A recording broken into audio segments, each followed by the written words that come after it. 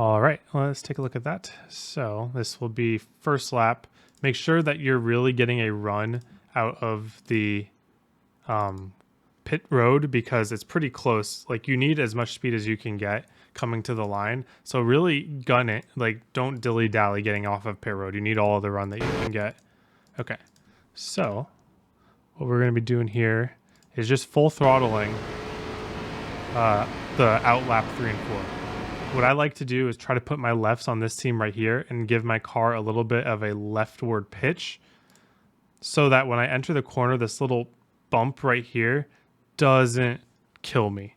It's going to slide you up the hill a little bit, but you got to just commit to keeping your car straight. You don't want any sliding of the rear tires. You don't want to hear your tires at all here. So for instance, you can see you're not really hearing my tires. And then you just want to be as smooth off the corner as possible. When possible, I do like to try to open up my steering wheel early just to gain that extra bit of run, but that's not always possible with the line that you have, so just keep that in mind. So build the run, cut all the way down to the grass here, and then aim basically at the Cup Series logo, the black logo right there. We're going to aim all the way up there, get our door absolutely flush to that logo, get it flush right there. And then immediately start turning back down because now we're going to be entering the corner. And again, I am aiming somewhere with my left sides around here and I'm backing off the throttle. You can dive deeper than I did. I was messing around. I'm pretty sure I can gain like another half a tenth or so by absolutely like yeeting this corner, but it's much more consistent to back off the throttle. See right where the banking starts to transition? See how we're still on the straightaway, and then we kind of bank transition right there. That's when I want to get my turn in, is during this banking, either right before or during that banking transition, because that'll help the car kind of have all its change and balance at once. And now we can keep the car as stable as possible. So this actually wasn't super clean. It was fast though, because I went half throttle over the banking transition, and then I immediately tried to raise the throttle up to 3/4 and it started sliding up the hill. If your car is sliding tight condition up the hill, that's not what you're looking for. And you have to try to fix it with your steering wheel, which is tough because that's how you get your little snap loose condition. So I was steering the car a little bit more than I would want to keep the car off the wall, knowing that it was going to snap at some point. Like I was full knowledge. At this point, I knew my car was going to snap at some point. So I'm waiting for the snap to react. And the moment it snaps, I am ready for the jerk back to the left. And then again, jerk back to the right. When I make that correction to the right, I'm not interested in getting the car straight. I'm only interested in getting the car not to spin out. So I will do quick correction to the right, quick correction back to the left.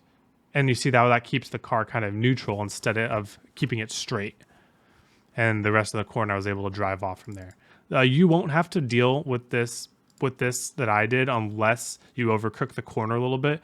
If you enter the corner, you stay on that half throttle a little longer than I did here before trying to put the throttle up, you'll just kind of stick to the line. It might be a little bit slower, but it's definitely more consistent. If you find yourself sliding up towards the wall, be ready for that snap and just fix it with a quick right, quick left. Okay. 3 and 4, we're going to be going to the bottom here. So I'm going to set up way wide. I want to start turning in early, trying to aim my car right at the white line, drive the car half the width down with full throttle, and then bring it down to half. Get the car down to the white line with that half throttle. Once I make the white line, I'm going to start slowly raising the throttle, and then I'm going to go full throttle when I see daylight. So I never really get the rotation off the right rear that I want in this corner because the fastest way around here is just pretty much bullying it with the steering wheel. So I'm not actually driving the car off the right rear here. I'm just keeping it on the right front, making sure I hit my apex late enough, and then just full throttling it and hoping that my rear tire has enough grip in it for me to be able to steer it off the wall. You can see that it doesn't look very promising at a certain point, but this ARCA car has a little bit more resilience to that type of move than some other cars in iRacing do. So that's why I'm able to trust it more to do that. Lost a hundredth by clipping the grass. Not very smart of me, but that's okay. And that's a lap at Old Atlanta. So now let's take a look at long run. All right, let's talk about long run. So there are 3 lines I want to go over today because I think that each of them will be useful in a different part of the race. So the first line I'll be doing for the first couple laps is just going to be get to the bottom early. This is what you'll want to run on the early part of the run if you don't have any pressure around you. So you can see I'm letting off earlier than usual, maybe using a little brake early. I might start transitioning to doing that here, but you just want to get to the bottom as early as you can, and you'll notice I'm losing quite a bit of time to my best lap off the corner, but it's not that big of a deal. If I use a little tiny bit of brake to get to the bottom, see how much easier I get down there, able to get some sort of a runoff, but I do lose some lap time. So it really depends on how much pressure you're facing off the back, how much you want to pass the guy in front of you. Just know that the earlier you get to the bottom, the better it's going to be on your tires.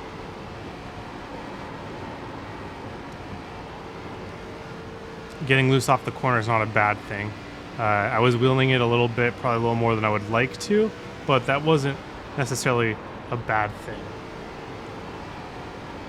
So you can see I can get through the corner without using brake and maybe even only going down to like half throttle, but I have to turn the wheel a lot more.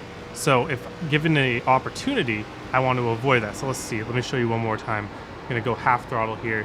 You see how it's a lot harder for me to keep the car on the bottom and I have to wheel it a lot more, but it's definitely a better corner. Let me go to this one, sorry. So you see half a tenth better. So it really wasn't that much of an improvement, but let's see half throttle here. A little more steering wheel to keep it on the bottom, and I'll probably get a slightly better runoff, maybe not.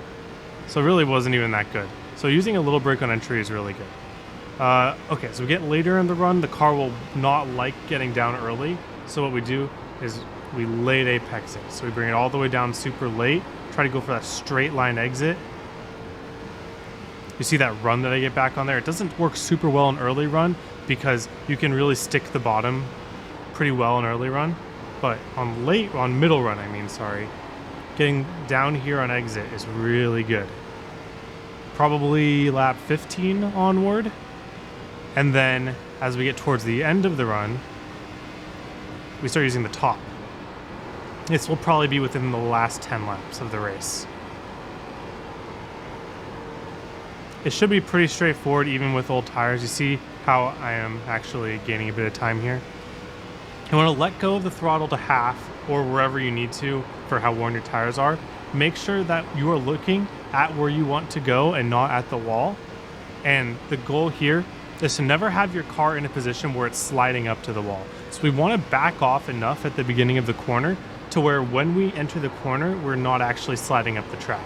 And that's how people can run the wall so confidently, is they can get to their line without carrying too much momentum so that they just trust that the car never actually slides up the track once they enter.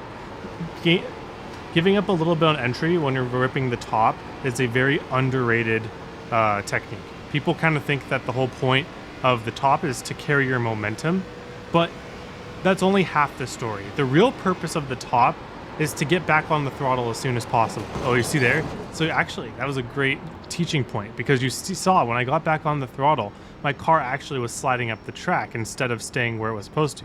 And what does that tell you? It tells you that I should have been off my throttle for longer and I wasn't patient enough. And so that's what you're going to be looking for when you're running the top towards the end of the race. But what you want to be doing or striving for is just being able to get back on the throttle without sliding up the track as early as possible. That's going to be your goal in running the top.